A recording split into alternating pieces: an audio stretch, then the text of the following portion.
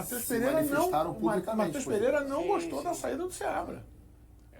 Ele era um técnico querido pelos jogadores, o próprio Matheus se posicionou em redes sociais. Não vou dizer que os jogadores foram pegos de surpresa, mas que eles lamentaram muito a saída do comandante, isso eles lamentaram sim. E aí parece ter havido um descompasso entre direção e grupo, né? Parecia um projeto até pessoal do dono da SAF, do Pedrinho, né? Ter um técnico de grife. E aí A expectativa com as contratações, a gente até fora do ar estava conversando, as contratações chegaram e o Cruzeiro piorou. E aí eu chamo a atenção por um outro elemento que a gente pôde perceber ontem no jogo, né? Que foram algumas discussões do técnico com jogadores importantes. Na nossa transmissão, no Premier, a repórter Rafaela Potter até chamou a atenção para uma discussão ríspida com o William, lateral direito. Depois ficou tudo bem entre eles, mas alguns desajustes têm levado jogadores e treinador a um nervosismo, talvez pelo rendimento que não está acontecendo. E o principal momento, talvez, dessa falta de sintonia entre técnico e comandados, acontece com o Matheus Pereira, né? O Matheus Pereira é o principal jogador do Cruzeiro, é fato que ele caiu de rendimento nos últimos tempos, mas ontem ele foi substituído pelo Fernando Diniz, logo no início do segundo tempo, e isso realmente chamou muito a atenção.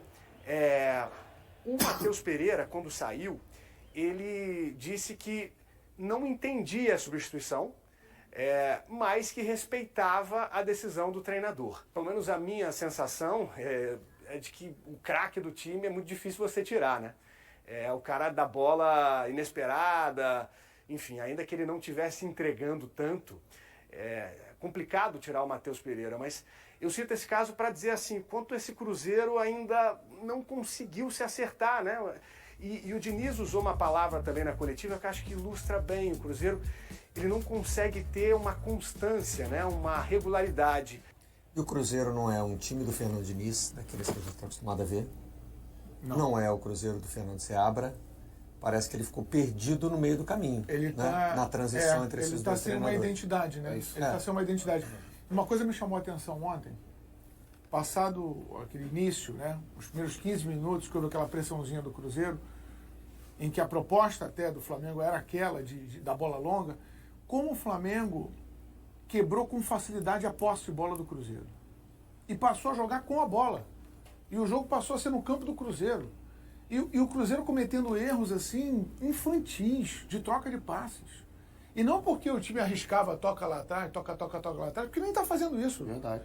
Às vezes toca um pouquinho, mas é muito mais comedido. O Cássio não assume riscos. O Cássio não, diferentemente do Fábio, o Cássio não assume riscos nessa estratégia. Então, mas o Fábio tem aí uma semelhança entre os dois. O Fábio também, assim como o Cássio, não estava acostumado a jogar com os pés. Mas ele comprou a ideia, Ele comprou a ideia, é isso. E o Fernando Diniz, na verdade, é um dos orgulhos que ele tem. Sim, que depois, que com o Cássio já com mais de 40 anos, perto dos 40 anos, quando ele chegou, não, o Fábio hoje tem 43. Ele chegou em 2022, voltou em 2022. Não, o Fábio já com mais de 40 anos, resolveu aprender uma habilidade nova no futebol, passou a jogar com os pés e sabia fazer isso bem. Fernando Diniz se orgulha disso. Bem para o que ele era antes, mas sim, melhorou muito. O que o Diniz esperava dele, conseguiu entregar. Muito. O Cássio pensou assim, não me venha com esse problema. Não me venha com esse problema. E aí Cássio aqui agora não sinaliza que esteja disposto a fazer isso. Mas os erros do Cruzeiro eram erros até não forçados. Erros bobos, de um time nervoso, de um time que parece que a bola tá quente no pé.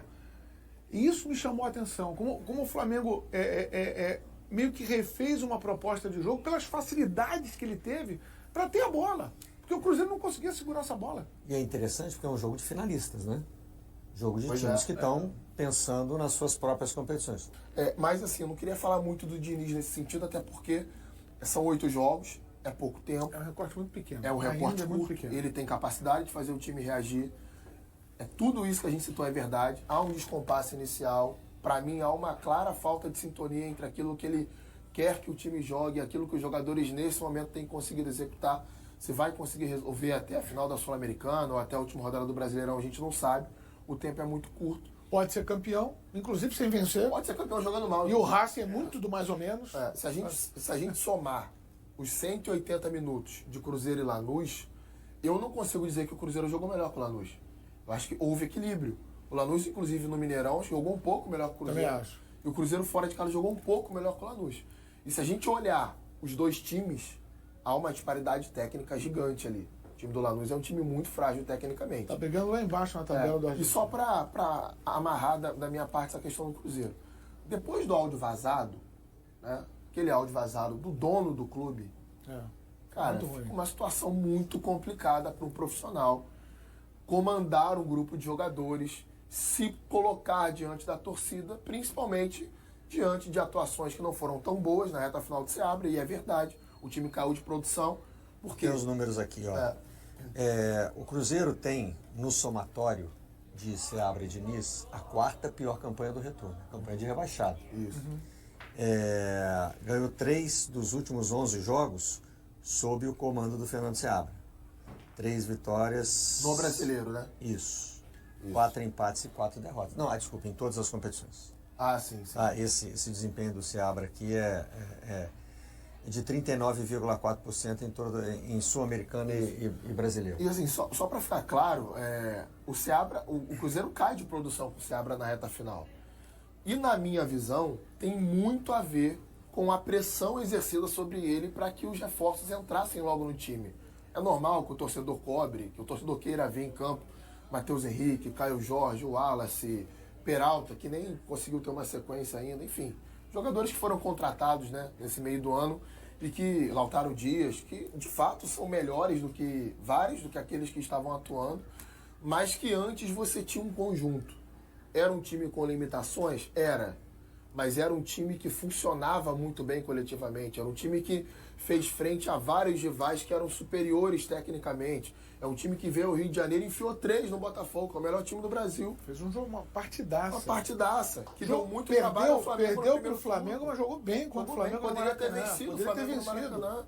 Então era um time que você enxergava desenvolvimento, enxergava lógica, tinha padrões muito bem definidos. Não era uma equipe perfeita porque nem tinha como ser. Agora, a partir do momento que você troca meio time, ou pelo menos mais da metade dos jogadores do setor primordial, que é o setor de meio campo, com características diferentes, é claro que esse time vai sentir. É claro que você não vai ter ali uma sequência de atuações imediata de tão bom nível assim. E aí vem a pressão, vem tudo junto.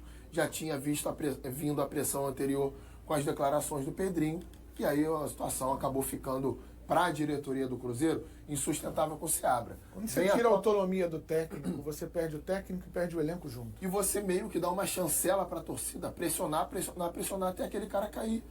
Não só a torcida, setores da imprensa também, a gente sabe muito bem como funciona hoje, né? É uma coisa assim que todo o clube acaba passando por isso. Um clube gigante como é o Cruzeiro, com uma torcida grande, é mais ainda.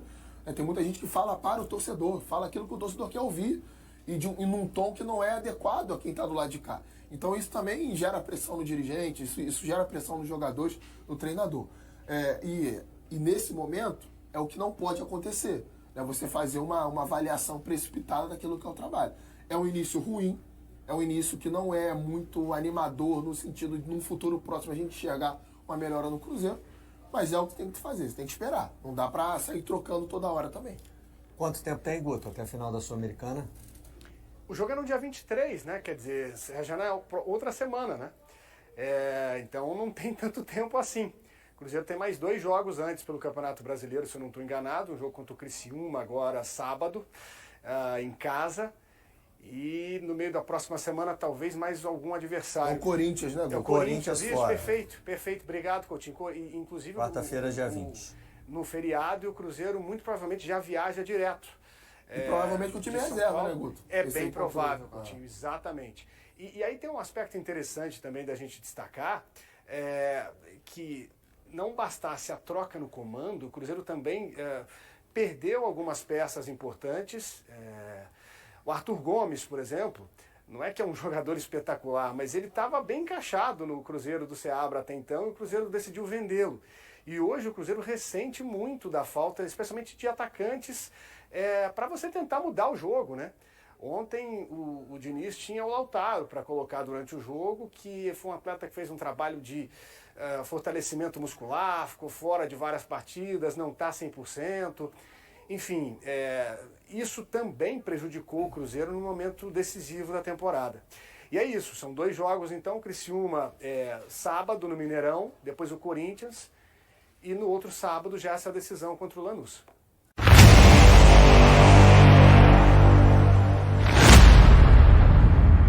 O futuro de Rafa Silva no Cruzeiro após a expulsão no início do jogo contra o Atlético Paranaense está nas mãos do treinador Fernando Diniz, segundo o dono do clube, Pedro Lourenço. Em entrevista ao GE após a derrota para o Flamengo, Lourenço não garantiu se o atacante será aproveitado novamente, deixando a decisão para o técnico. Rafa Silva retornou ao time neste ano, mas enfrentou problemas físicos que o deixaram fora de boa parte da temporada. Mesmo com a suspensão e uma lesão recente, Diniz afirmou que o jogador ainda faz parte dos planos da equipe. E aí, galera? O que acharam? Deixe nos comentários. Não se esqueçam de deixar o like e de se inscreverem no canal e ativar o sininho para receber as notificações. Até mais, Nação Celeste! Vamos pra frente!